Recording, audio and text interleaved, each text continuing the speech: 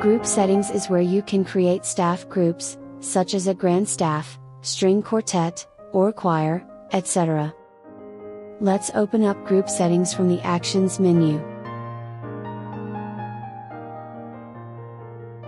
This area is initially empty if you haven't yet created any groups, or this is a new score, and you haven't chosen a template that already has groups.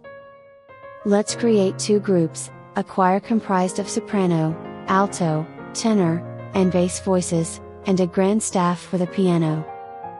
First I'll tap on Add Group. Now I'll name this group.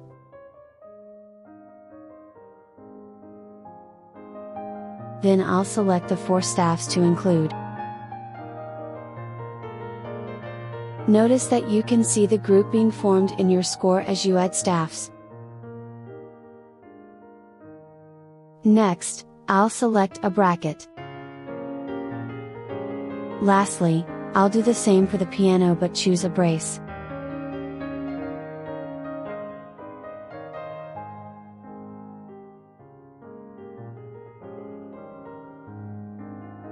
Be aware that groups may be affected when rearranging or deleting staffs.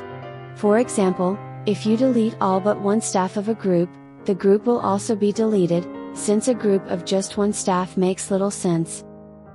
Also at the top is an Edit button. Use this to delete or reorder groups. If you delete a group, only the group is deleted, not the staffs that make up the group.